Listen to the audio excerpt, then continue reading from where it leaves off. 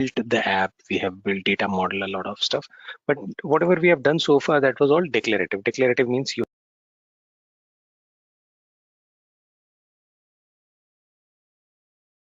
Hello, hi everyone. So today we are basically going to start the developer training. So in the developer training, what we are going to do is we are going to learn how do we control some of these business logics, or how do we customize our app using programming. All right, so we have done a little bit of customization earlier also. In fact, we have done a lot of it. We have worked with automation, we have worked with data validation, we have built the app, we have built data model, a lot of stuff. But whatever we have done so far, that was all declarative. Declarative means you had drag and drop options to do those things, right? Now with drag and drop option, usually what happens, you have got certain limitations. You are not able to do everything that you want. So you may have say 3 or 4 options available there, and you need to use one of those, right? Now what happens when you want to go beyond that, when you completely want to take charge? That's where you need to do things with the help of coding. That's where you need to write. Okay, so I just want to set up a small expectation here, or I would say I would call out a small disclaimer here. We always have a little bit of a fear of coding or writing some programs and all. But if you start looking at it from a different perspective, I want you to have a completely um, different perspective about coding programming. Don't think about the coding part of it. Just try and understand that what is it being going to be used for, what is it going to be used for. And if you look at it from that perspective, or how are you going to use it, it becomes very easy rather than focusing on the code part of it. Okay, so let's not have that preconceived notion that coding is difficult or something like that. Let's try and understand what are we trying to do. Instead of choosing, say, earlier what we were doing, we were choosing one of the 3 or 4 options. So it's more like there's a question there where you have to say select one of the 4 options, and then there's a question where you have to write the answer. You understand the difference? So where you have to write the answer, you have the option of writing anything. Where you have to choose an option, there you can choose only one of whatever 3 or 4 options available. So that is the kind of difference that you have between declarative development and coding.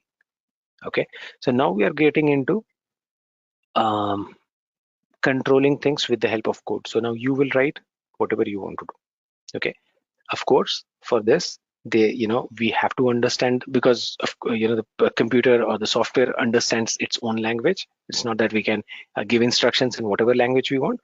So we will have to understand the language, we'll have to understand the framework, and based on that we would be giving the instructions. Having said that, it's not very difficult to learn that language. Of course, it requires a little bit of effort, but it's not something that you cannot do.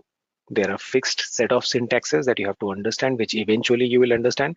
No one understands, these things very quickly, or in a day, like with any other language, right? So that is the thing. All right.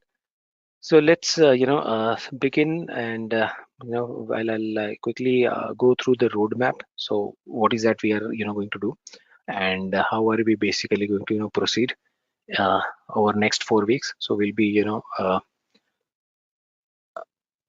starting with week 1. So I also want you all to have a quick understanding of the roadmap for the next 4 weeks. How we are basically going to go about this particular training, what is that we are going to do week on week. This is for your understanding, a little bit of planning perspective. So week 1 we start with Apex. We speak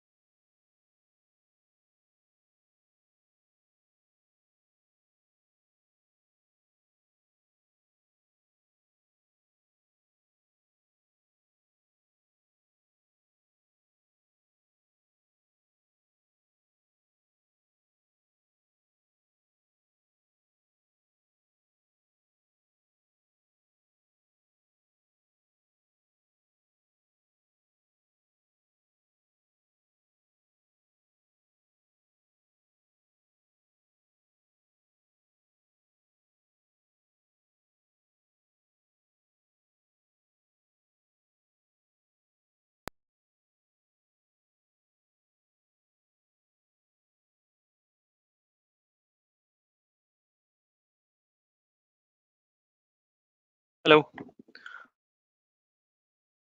Hi, everyone. So today we are basically going to start the developer training. Um, so in the developer training, what we are going to do is we are going to learn how do we control some of these business logics, or how do we customize our app using programming. All right. So we have done a little bit of customization earlier also. So in fact, we have done a lot of it. We have worked with automation. We have worked with data validation. We have built the app. We have built data model, a lot of stuff. But whatever we have done so far, that was all declarative. Declarative means you had drag and drop options to do those things, right? Now, with drag and drop option, usually what happens, you have got certain limitations. You are not able to do everything that you want. So you may have, say 3 or 4 options available there, and you need to use one of those, right? Now, what happens when you want to go beyond that? When you completely want to take charge, that's where you need to do things with the help of coding. That's where you need to write. Okay. So uh, I just want to set up a small expectation here, or I would say I would call out a small disclaimer here. We always have a little bit of a fear of coding or writing some programs and all, but if you start looking at it from a different perspective, I want you to have a completely um, different perspective about coding programming. Don't think about the coding part of it. Just try and understand that what is it being going to be used for, what is it going to be used for. And if you look at it from that perspective, or how are you going to use it, it becomes very easy, rather than focusing on the code part of it. Okay, so let's not have that preconceived notion that coding is difficult or something like that. Let's try and understand what are we trying to do. Instead of choosing, say earlier what we were doing, we were choosing uh, one of the 3 or 4 options. So it's more like there's a question there where you have to say select one of the 4 options, and then there is a question where you have to write the answer. You understand the difference? So where you have to write the answer, you have the option of writing anything. Where you have to choose an option, there you can choose only one of whatever 3 or 4 options available. So that is the kind of difference that you have between declarative development and coding. Okay, so now we are getting into controlling things with the help of code. So now you will write whatever you want to do.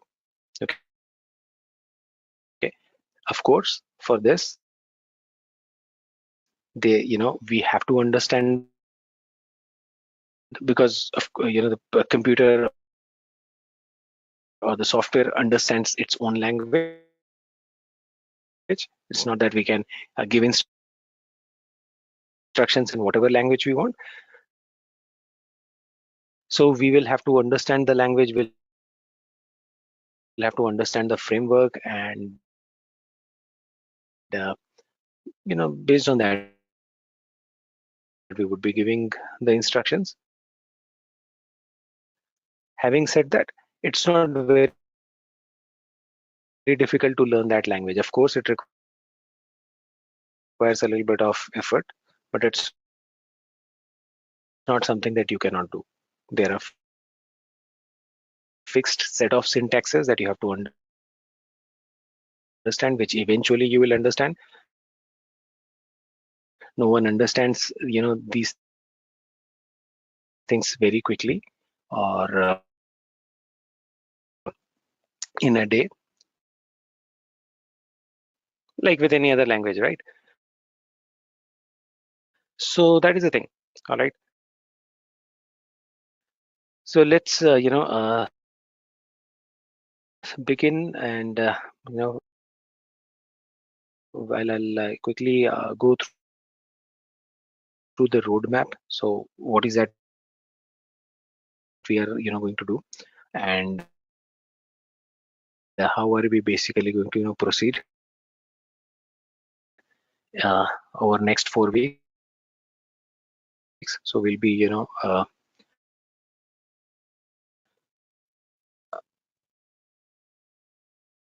starting with week 1. So I also want you all to have a quick understanding of the roadmap for the next 4 weeks. How we are basically going to go about this particular training. What is that we are going to do week on week? This is for your understanding, a little bit of planning perspective. So week 1 we start with Apex. We speak about Apex. Apex is basically the backend programming language. Okay. Now you have to understand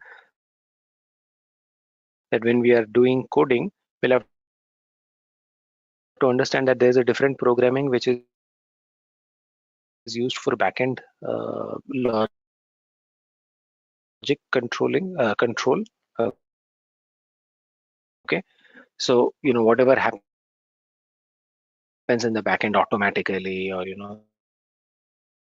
things which are related to the database and stuff like that. So all those logics need to be written using a particular programming language, and for us Apex is the programming which will help you write logics, that if this happens, do this, if that happens, do that. Okay, these instructions will basically go through Apex. So Apex is the programming language, and this is the main I would say the main programming language which is used in Salesforce. Okay, so all that will happen with Apex.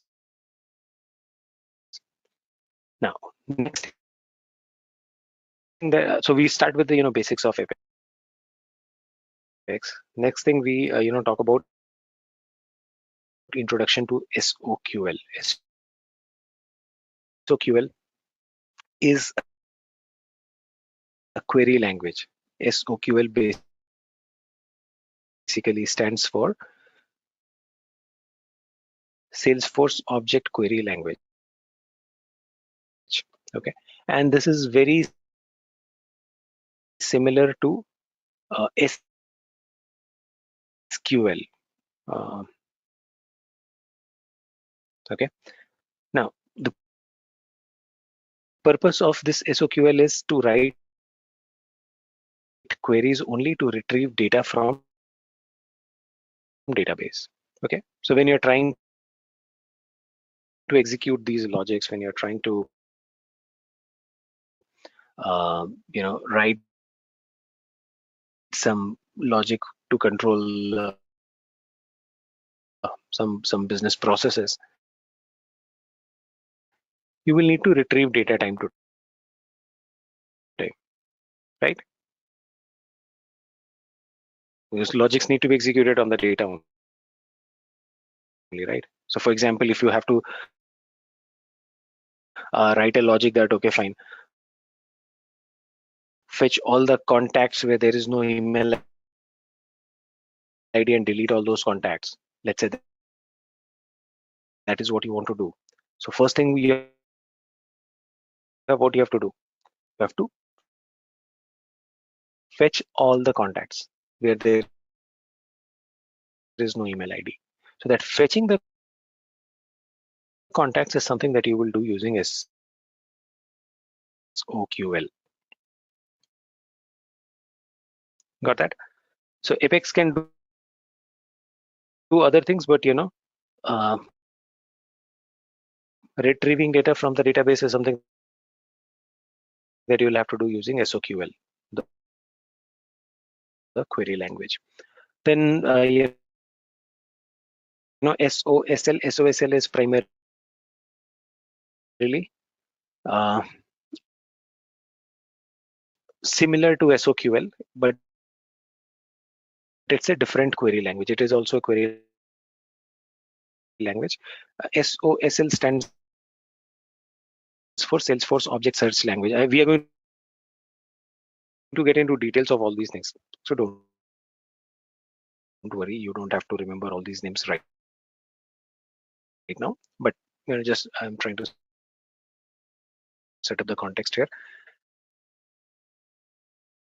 SOSL is basically Salesforce Object Search Language. Instead of query, they call it a search language. So it is, I would say, another set of queries only, but which are more optimized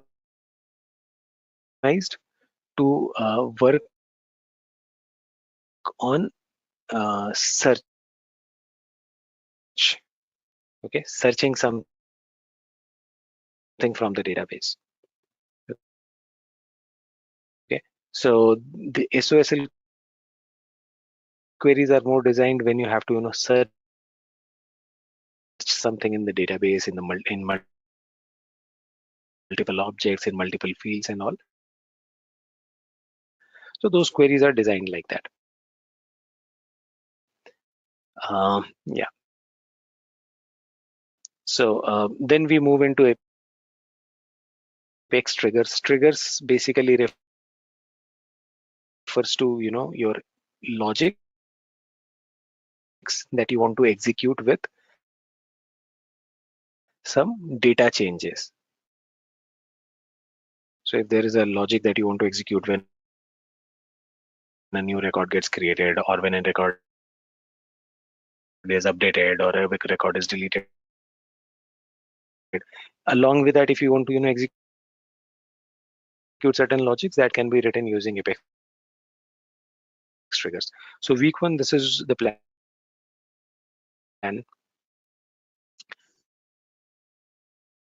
Week two, we will start talking about asynchronous Apex. Asynchronous Apex is basically an Apex program that you want to run in the backend. Okay, asynchronously. Asynchronous means, see, There can be synchronous code. Again, there's something which I'll be discussing in details later on, but just to give you guys an idea, there can be synchronous code and there can be asynchronous code. A synchronous code is which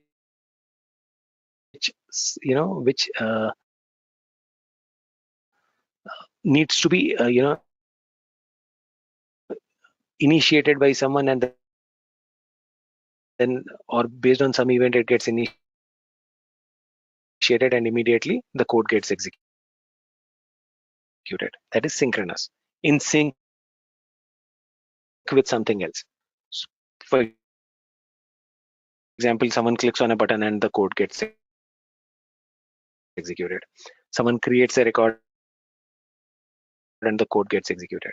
That is all synchronous. Asynchronous is something which will automatically get executed in the backend, maybe at a defined point of time, maybe a weekly sort of thing. Okay,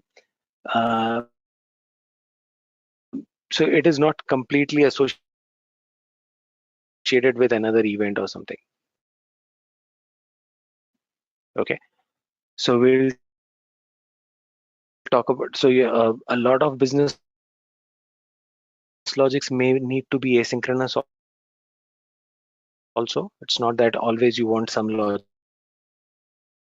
to be executed when someone clicks on a button. Sometimes it may happen that you want a code to run automatically every Friday to clean up your database, and no one initiates it. Got that? It should automatically go and run. So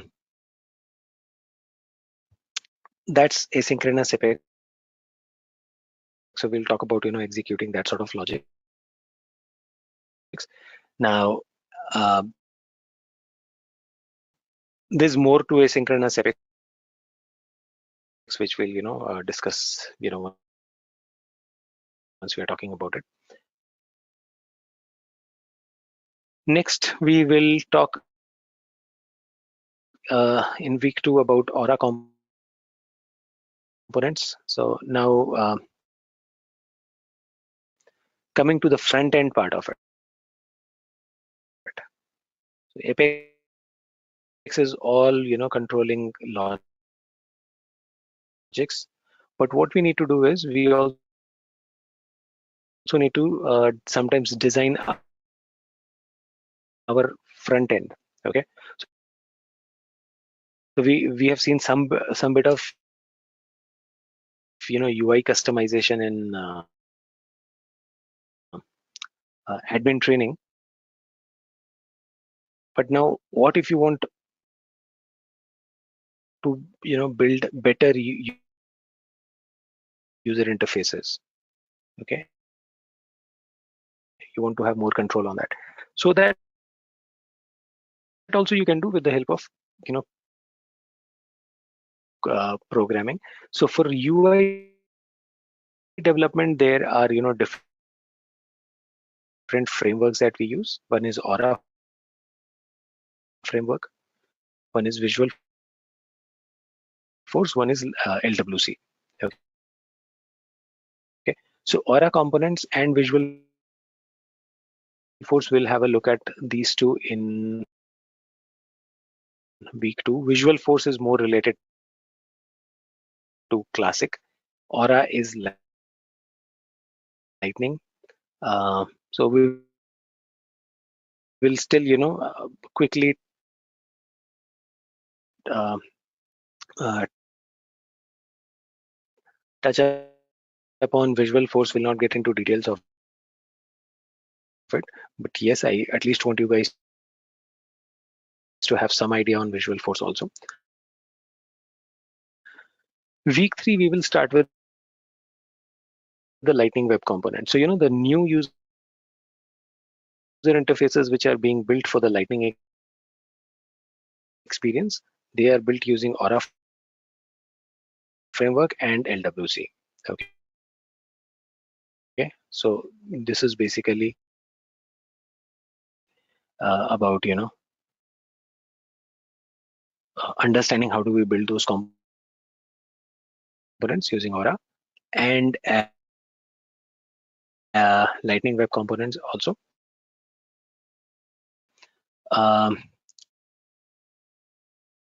Now, the other thing that we are going to do in week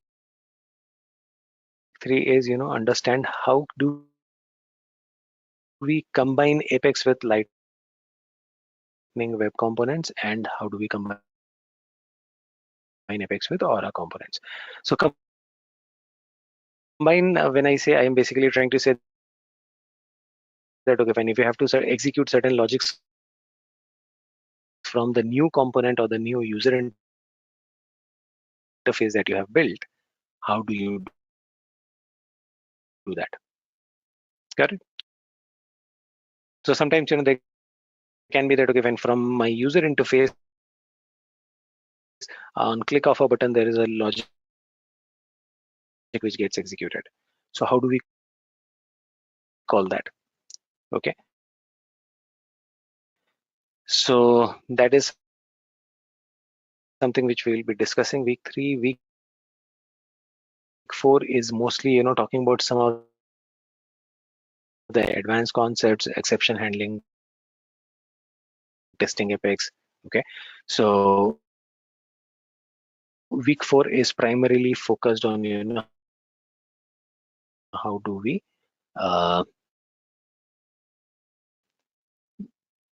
you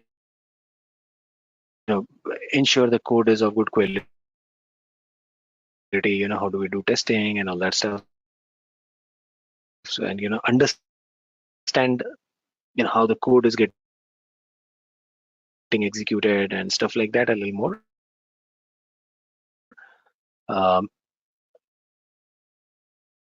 So that we are able to write the right kind of code. Okay, so that is it. That's the simple roadmap for our developer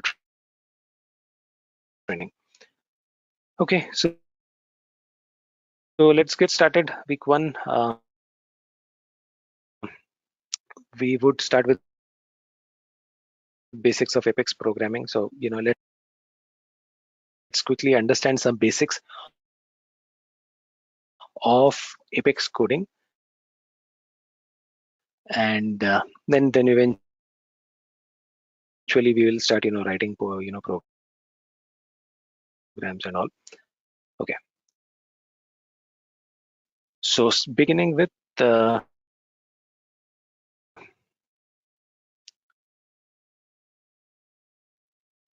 Apex. What is Apex? Apex is a strongly typed object-oriented programming language, okay,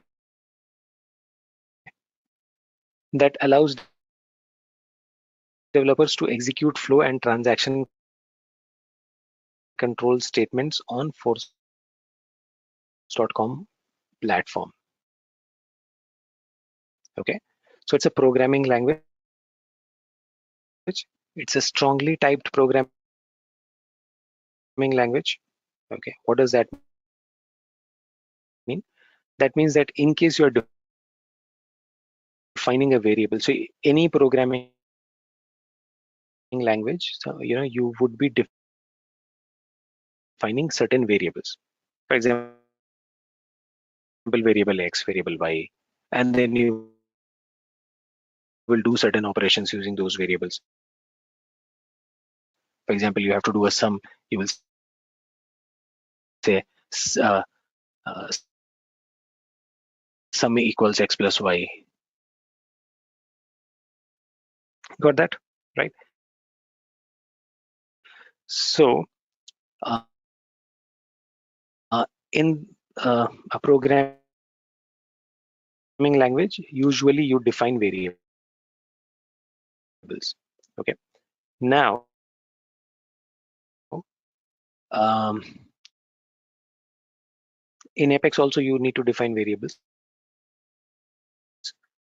because Apex is a strongly typed programming language. What does that mean? Strongly typed means every variable needs to have a data type.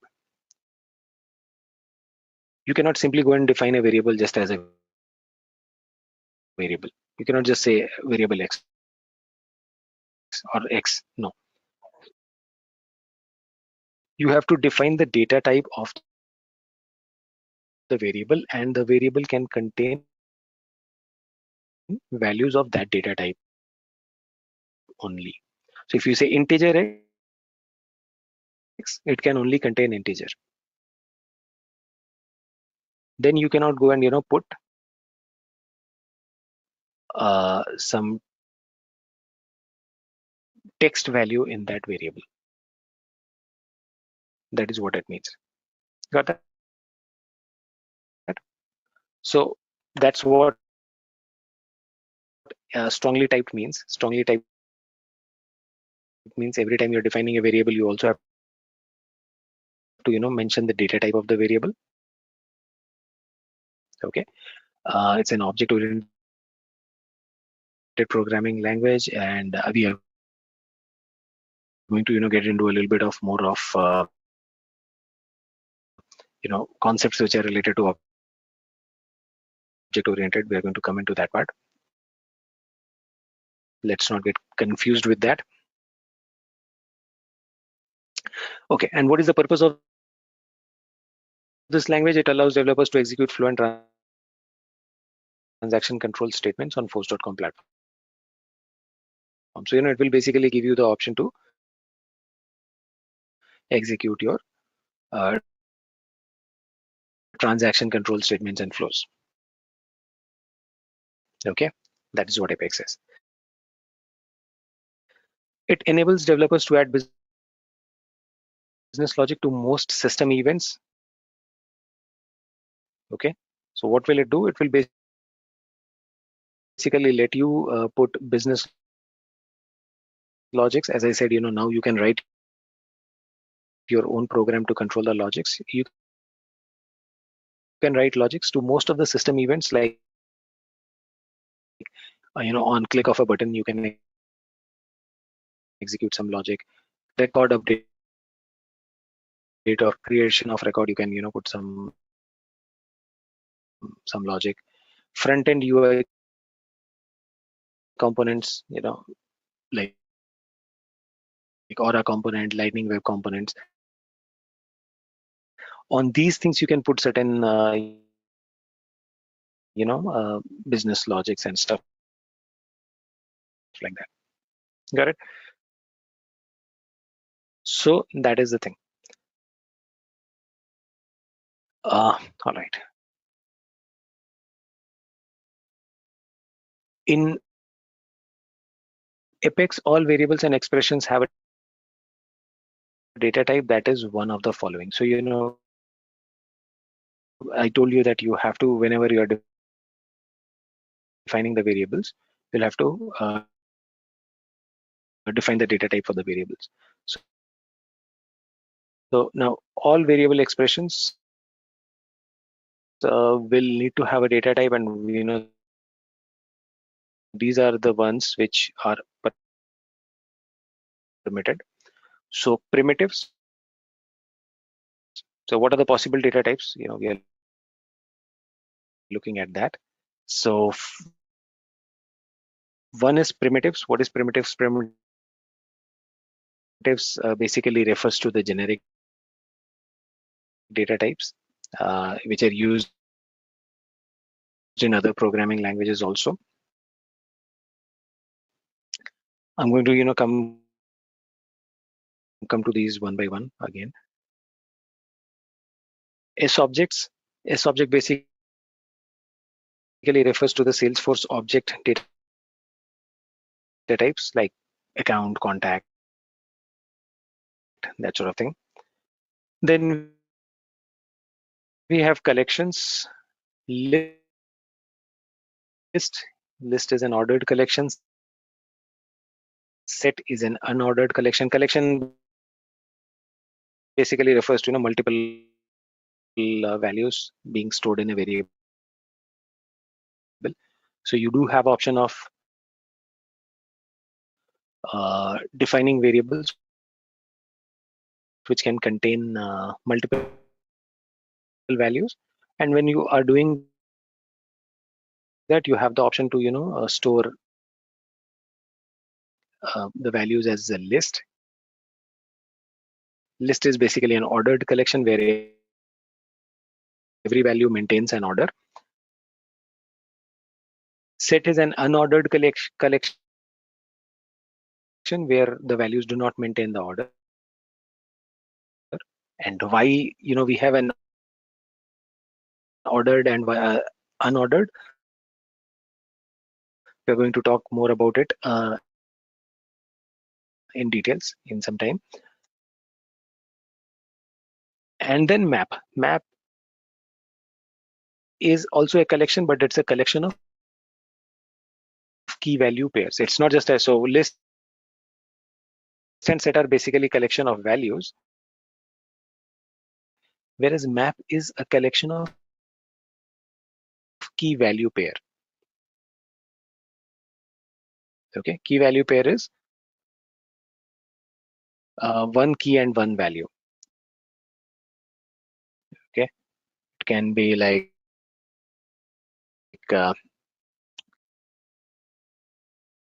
say a number and a corresponding value with that particular number. Okay, that's a key value pair. Got it? So that is the thing. Say rank 1, certain name. Rank 2, another name. Rank 3, another name. So now these ranks can be the key and the names can be the values basically. Correct? So that's collection of key value pair. So here you are not just storing one set of values, you are basically storing the pairs. Okay, why do we need a map? We need a map so that we can quickly, easily retrieve the values using the keys. Okay, so if you have to retrieve rank 5, you can quickly retrieve using the key. Got it? Okay, so that is it. Now let's understand these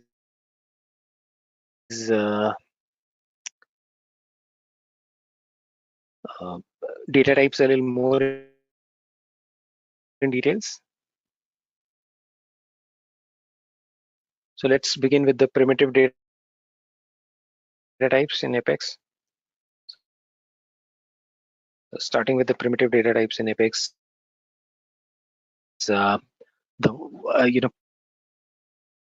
primitive data types, as I said, these are the generic ones. To put it in very simple words, these are the ones which you usually may have used in other programming languages also. Say some, C, C++, Java, they also use similar data type. So these are the generic ones which are used almost everywhere. Okay, some of these may not be used in other programming languages, but most of them are. Okay, so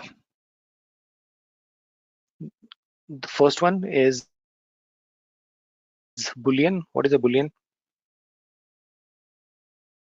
Boolean is a data type which can only store a true, false, or null. Okay. Primarily can be used for a checkbox kind of a thing, where you just want to, have, store a true or false. Okay. How do you define example? Boolean is selected equals true. Okay. So you see data type, this is the variable name, and this is the value that you have assigned to it. Okay. And Boolean can only, as I said, it can only have a value of true, false, or null. Okay. So think about a checkbox. Checkbox can be either checked or not checked, or a null value, right? So that is what your Boolean is. Okay. Just give me one quick second, please. One moment.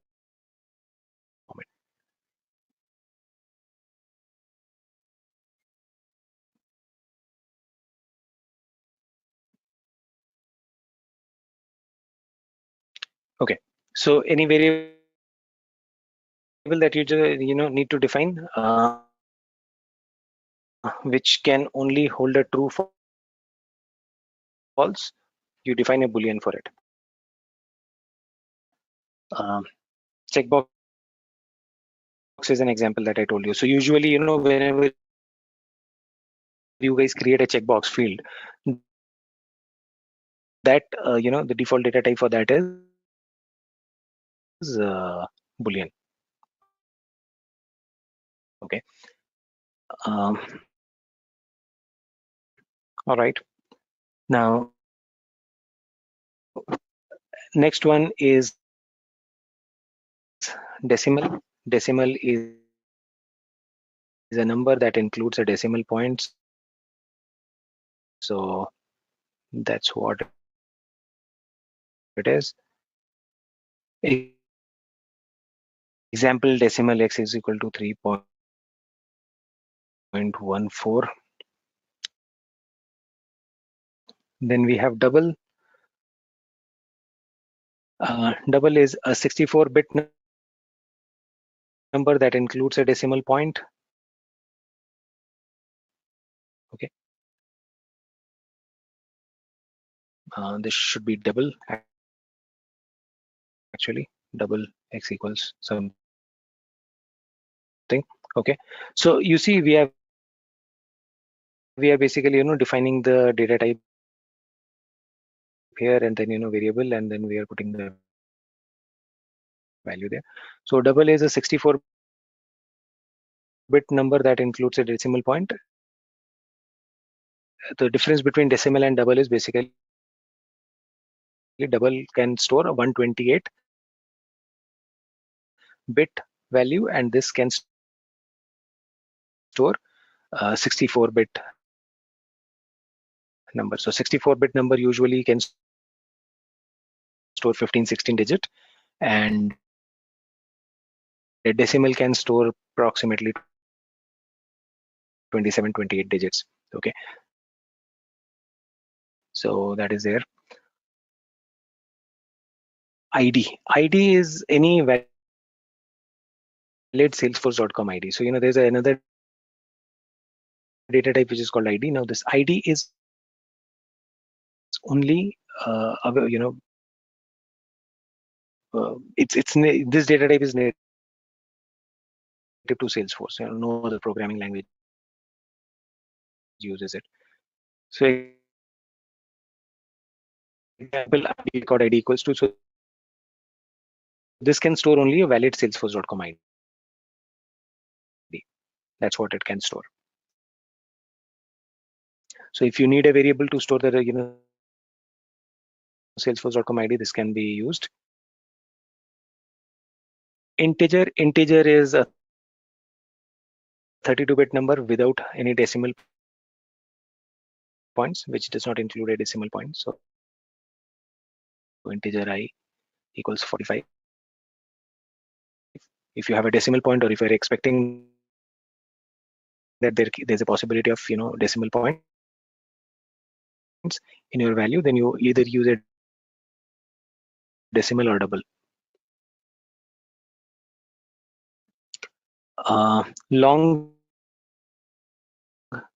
yeah, long is also like an integer, but it can store bigger values. 64-bit number that does not include a decimal point. Then we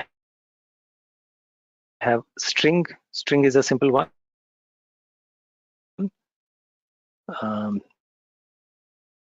String basically refers to variables which can store text values. Okay, like string city equals New York City. Okay, so this is the data type. So you cannot just go and put in your code city equals New York City. Salesforce will not understand that, or Apex will not understand that, rather, let me say. So you have to define the data type, then the variable, and then assign the value. Okay, this is how it works. Then there is another data type, primitive data type, which is date, value that indicates a particular day. And this is how you can put it. Date, my date equals date dot new instance, year, month, date. Okay, so this is how you assign a value to this variable. There is another one which is called date time. Now, in case of date time, what you can do is you define date time like this.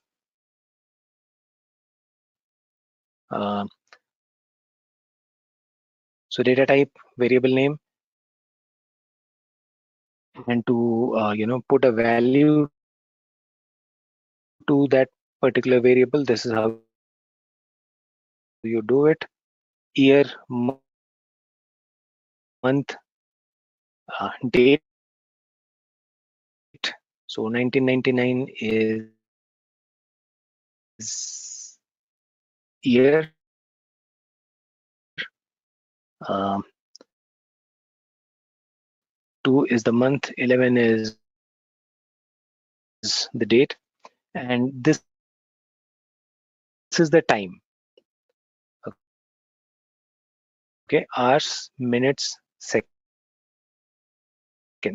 In case you want, you can put one more value here, which will be milliseconds.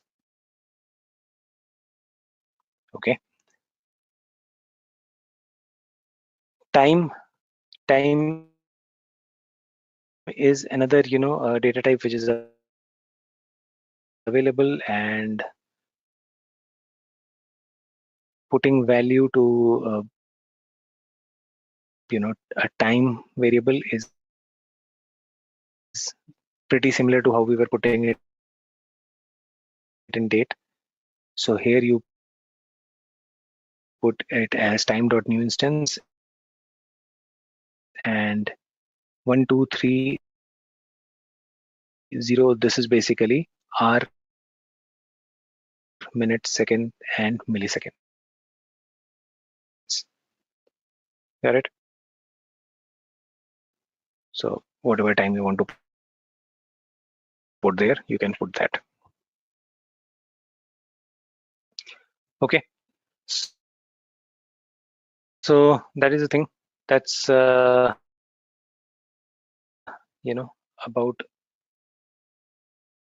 the generic primitive data types. In addition to all these primitive data types, there is one more which is called an object. Now this object is basically not a particular data type, but it can be any data type that is supported in Apex. Okay, so in case you want to just define a generic one which can store anything, you define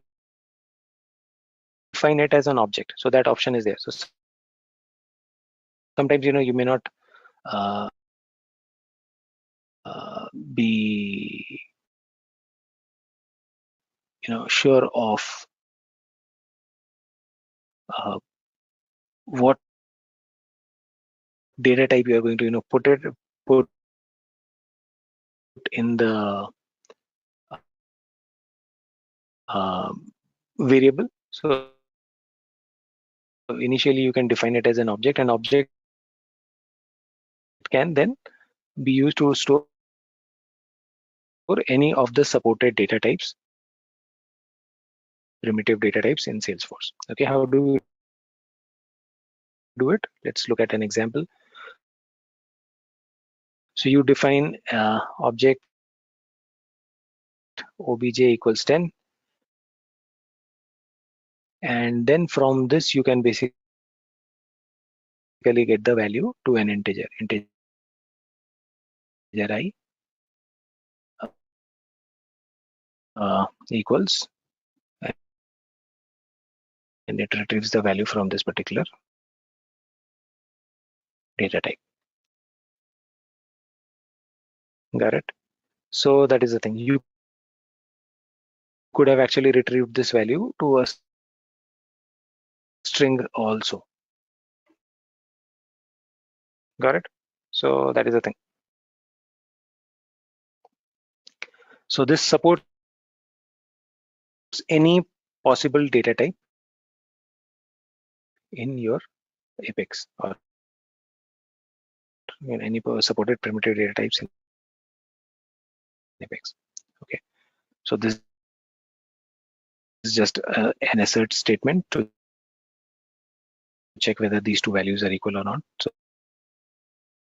So that's it. Okay, so that's about primitive data types. It should be simple. I don't think it's very difficult to understand the primitive data types. Now comes, okay, let's come to the S object, Salesforce object data type. Now Salesforce object data type is slightly different from the generic ones that we are talking about. What is Salesforce object data type? Salesforce object data type is basically referring to the Salesforce objects. Okay, let's say you have to store an account detail. You have to store an account detail in a variable. Now for storing an account detail, so an account record can have a name, website, industry, phone number. There are multiple values to it, right? Now, how do you use, which data type do you use for storing that account record detail? So Salesforce has made things easier for you. They have uh, given us S object data types, and S object data type can be used for storing a complete record detail. Okay, so this object basically refers to Salesforce object. The term S object refers to any object that can be stored in Force.com platform database. An S object variable represents a row of data and can only be declared in Apex. Now this S object is something which you will only find in Apex. It is not in any other programming language, C, C++, Java. You do not see this in any other programming language. Okay. So now this refers to complete row of data in uh, uh, in an object. Okay. So that is the thing. Let's look at an example. Account A equals new account. Okay. Now when I say account A equals new account, it basically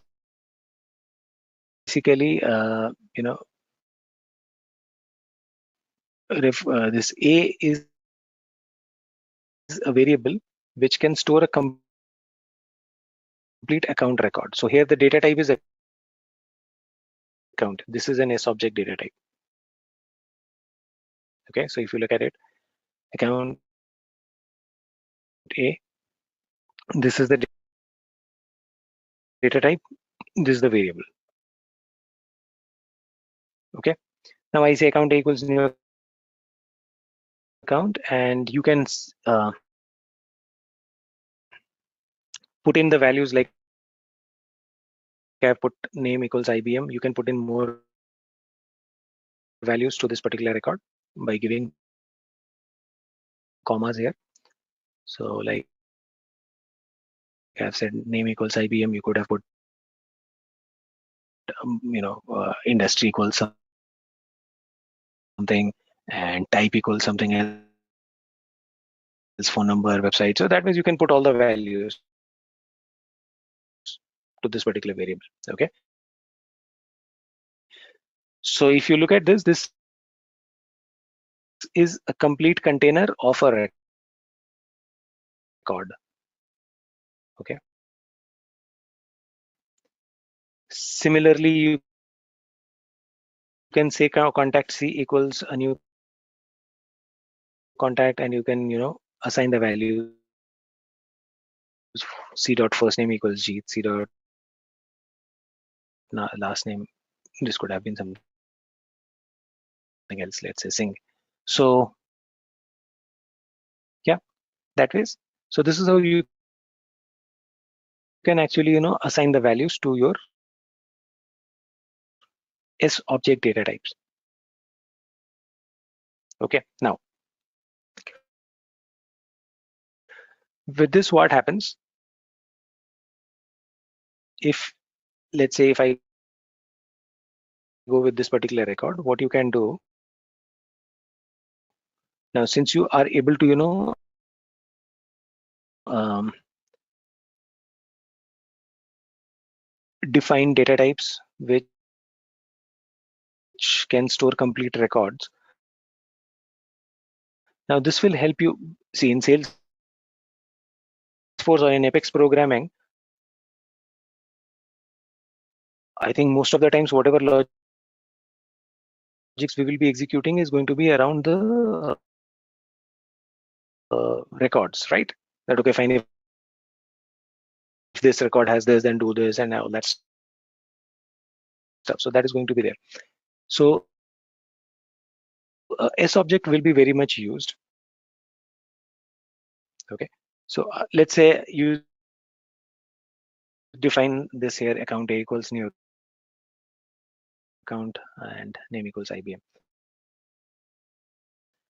Now next statement, the next line, what I can do is I can go ahead and write that okay, fine, if A dot industry equals technology, then do this, something like that, right? Or if A dot name is blank, then do this, right? So that is the thing. So S object data type, The variable is there. Retrieving value from individual fields is variable name dot field name, like this one, c dot first name, c dot last name. Okay, so that is how it works. If there is a custom object, you have to just, I mean, you use the custom object data type same way, but data type name will be the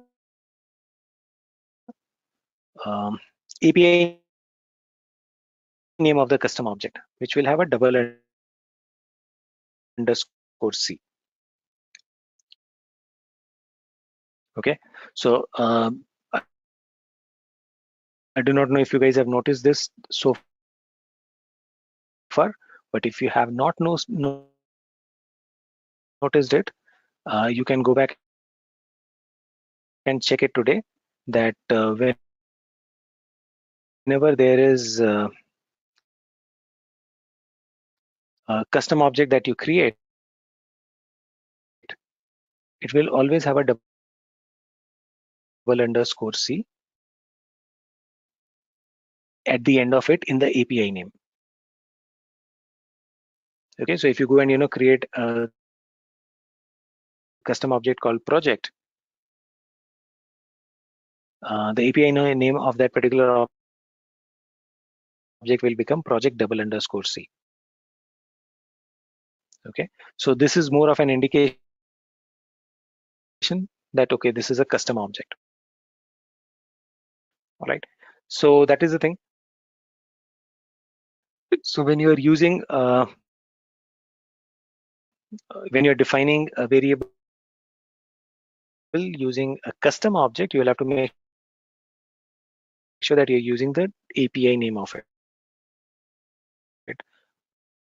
or which will mean that there has to be a double underscore C at the end. Okay, so try to use the API name. I mean, that's an easier thing for you to understand. Double underscore C, the reason why talk about this, because I want you to understand, looking at the code also, you should be able to understand that okay, fine, this is a custom object. Okay, so API name of a custom object will always have a double underscore C at the end. Remember that. Okay, so if you just, let's say you have a project object, and if you just try to come and put code project p equals something, it will throw an error. It will not recognize project. It will only recognize project double underscore C because it recognizes only the API names. Okay. So that's about the is object data type.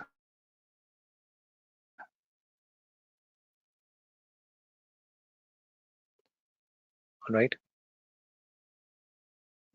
Now let's go to the list data type in Apex.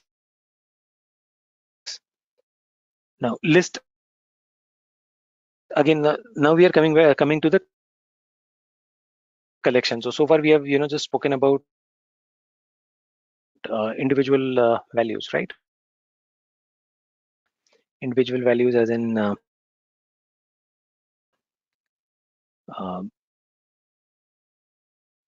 maybe integer, boolean,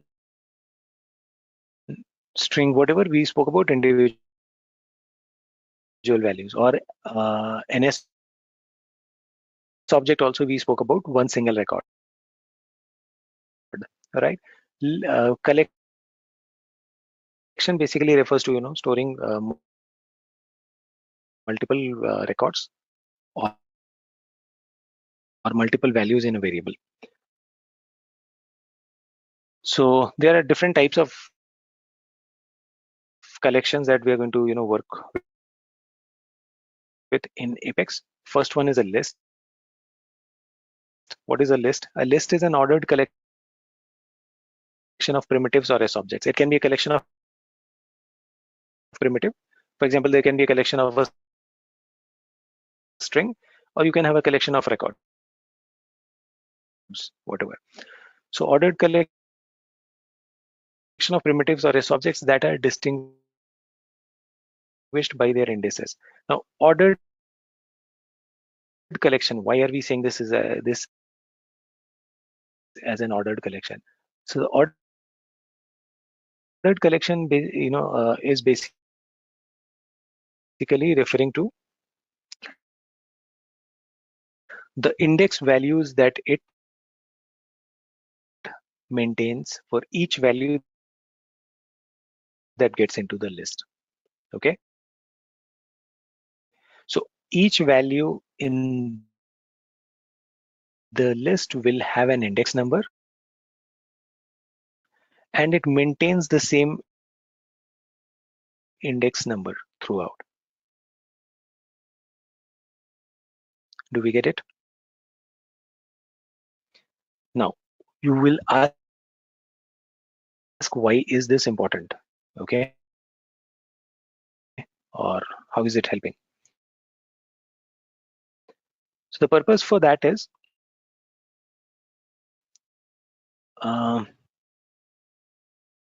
okay, in case there is a value which comes twice in the list, okay, in case there is a value which comes twice in the list, you can still you can still identify both the values with two different index numbers, because they have come in two different positions, and then there are two different index numbers. You can still retain both the values in the list because they will have two different index numbers. Okay, so that is the purpose of an ordered collection. So in a list, it's an ordered collection. Each number will have its own index number. The index position of the first element uh, in a list is always 0. Okay, the first element that gets into the list, index number will be 0. The second one will be 1, and so on it goes. Okay, so let's look at an example. So let's say you have created a list of string, and your list of string has got these 1, 2, 3, 4, 5, 6 values. Okay, the first one will have index zeros, index 1, 2, 3, 4, 5. Okay, now if there is one more red here somewhere here, that will have an index 6. Okay, and your list is actually going to consider this red and this red as two different values. One is index 0, one is index 6. Got it? Now with the help of index number and all, you have the option of actually retrieving values just using the index number and all. So that is there.